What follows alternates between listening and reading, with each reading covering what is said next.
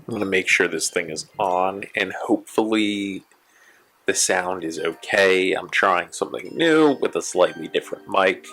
So if it doesn't work out, well, this is a time for trying new things, isn't it? Hi guys, for those of you that don't know me, my name is Will. I'm currently on a journey to sort of become a better version of myself. I don't like the phrase self-improvement. I'm not doing that. It's more so just trying to pursue what makes me feel good, but also what makes me the best version of myself. If that sounds like your cup of tea, go ahead and subscribe, leave a like, comment, help me get that algorithm going, because I would love to kind of make this a bit of a creative pursuit of mine, but also hopefully help some people while I'm at it. But today I really want to talk about one thing that's been a recurring theme in my life, primarily in the people that I've sort of been helping as of late, and that's it's this idea that you're not deserving of being happy with where you are right now. And it's something that I think you see a lot in the self-improvement sort of sphere, is that you're not good enough right now, so you need to become a better version of yourself, and you just need to hate the current version of yourself. Like, you can't be happy or okay with where you're at right now. And it really irks me to no end. It's almost like a hill that I'm willing to die on. To want to be a better version of yourself, there's no prerequisite to want to hate yourself. You don't have to hate yourself to want to be better. You can love who you are in the moment and not feel the need. Not feel the need to improve,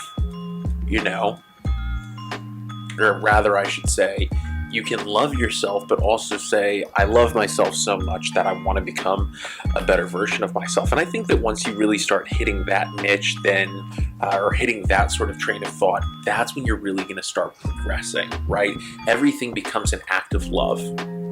Now, I'm going to tell a couple of stories here. Maybe they relate to you, maybe they don't, but I've been dealing with a couple different people who have been having these kind of recurring issues of either self-loathing or disappointment in themselves that's either seeking to use self-improvement or similar means to self-improvement to drive progression or a better version of themselves, we'll say, right? So one of them is a dear friend of mine, and he's been on this sort of cyclical grind of improving himself on and off over the past 8 to 10 years, I want to say, more or less. And there are days when it's going really well for him, and then there are weeks when he feels like he's fallen off the wagon and he's really disappointed with himself. And that's a difficult place to be. It's a very difficult place to be, because when you have more bad days than good days, you really start to question, well, am I depressed? Is this even worth it? And then comes the greater question of, what is a bad day? What is a good day? You're not following a diet. Is that a bad day? Or you failed to go to the gym. Is that a bad day? Which begs the further question, like, what constitutes a bad day? You could have the best day of your life, but is it automatically a bad day if you failed to check every one of those boxes that you're using as markers for improvement? So that was where he was, and he raised a very good point. He said, my ego wants to see me in one place, and I'm just not there. And my ego is trying to tell me to catch up. And I just don't have the energy to catch up. That's completely understandable, and I think that's very common with people today. It's very common with people today to feel like their ego is driving them to become somebody. And a lot of it's fueled by social media. It's fueled by these cultural norms that we have instilled in us. And it's frustrating because we want to be that person. We have this idealized image in our head of who we are, with wealth and with nice things and with the relationships we want, professional, personal, intimate, social. We're doing the activities we want to be able to afford and have the capability to do. And that's a fantasy. In some ways, that fantasy can be motivating, but a lot of times it actually does us more harm than good. And that's where he was at. It was no longer this fantasy, was no longer him playing along with this idea of who he could become. It was almost like he was using it as a stick to beat himself with. The idealized version of himself in his head was essentially assaulting the sort of lower version of himself, or as he perceived it, the lower version of himself. That's a difficult place to be. And fundamentally what came around and I essentially told him was, this idealized version of yourself is the product of all of your hopes and dreams for what you wanted. But are they what the you of today want, or are they the manifestation of your dreams that you had as a kid? And that really seemed to click with him. I think when we're kids, we have these sort of superhero-esque or characters of who we're going to become when we grow up. And I think as we grow, those characters kind of warp into sort of a slightly more adultish version of what we want to see, but they are still characters nonetheless. And I think a lot of times we end up pursuing those characters as opposed to maybe developing a more tempered and realistic version of who we could potentially be. And that really seemed to click with him, because he was somebody who went through a lot of trauma as a child, battled a lot of insecurities, bullying from people and things like that. And I think he created this idea of who he could be, so he wasn't fitting into this image of what people used to know him as. And that really seemed to click with him. And when I really thought about it myself, it seemed to click with me. You know, a lot of these criticisms that we lay onto ourselves come from these wounded children who have these memories of their childhood. They don't want you to be weak, and they end up bossing you around. And I told him it's utterly insane that you're letting the 10 or 12-year-old version of you continue to bully you and boss you around and limit your life when you're the adult in the room. It's not the 10-year-old version of you. The 10-year-old version of you is long gone. It's your job to take control, to take ownership of your life. Tell the 10 or 12, 14-year-old version of you, not today. Goodbye, go away, shut the fuck up. Quite simply put. And I think that that's what a lot of us have to do, is we have to acknowledge that in more ways than one, our inner child is still in control of things. And our inner child, more often than not, is motivated by fear. Fear of retribution, fear of punishment and punitive action and things like that.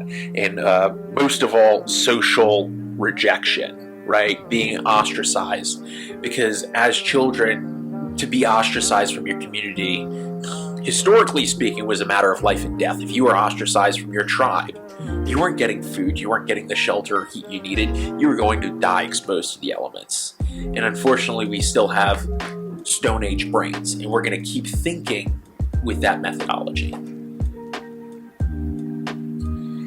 So my challenge to you is to really ask yourself, who do I have in control of my life? And what narrative are they telling me?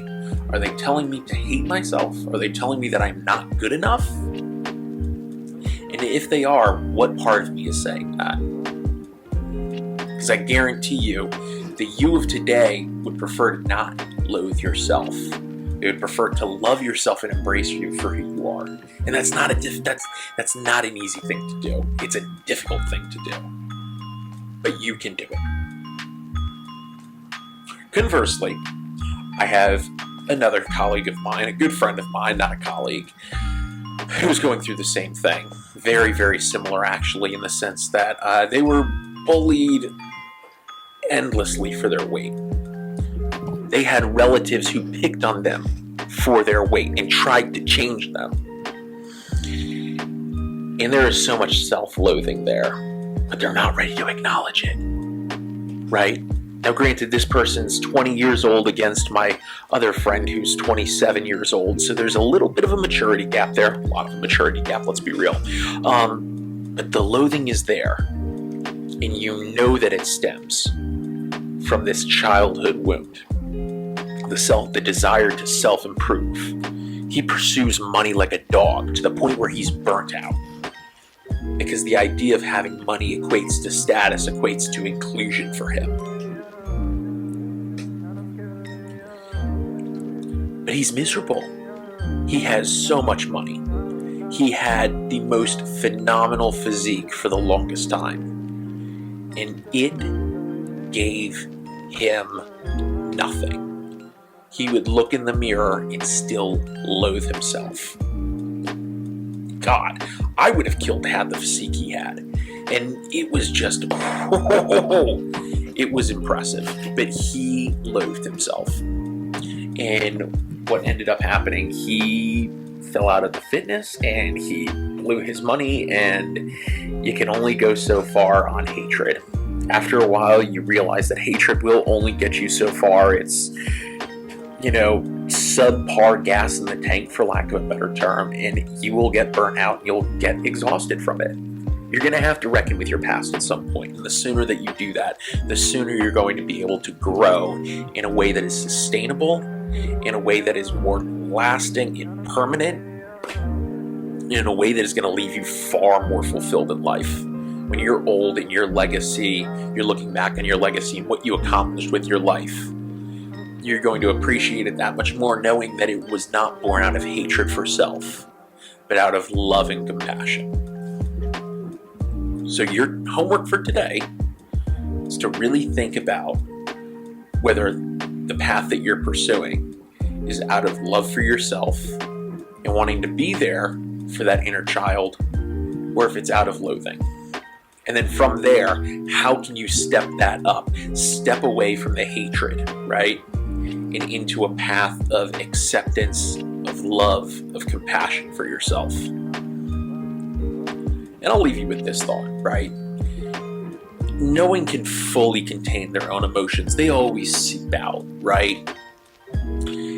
They always seep out. People can tell. You can see it. Think about the people that you're affecting. Doesn't matter if you're making progress with your life, but think about the people that you're affecting with this self-loathing, right? And how it's seeping out. Who is it affecting toxically? Do you want it to affect them that way? Probably not. Just some food for thought, but hope you guys have a great day. I'll come back at you with another video down the road. Like I said, if you found this useful, hit the subscribe button, leave a like, go ahead and comment below to help out with the algorithm, and I will catch you guys on the flip side.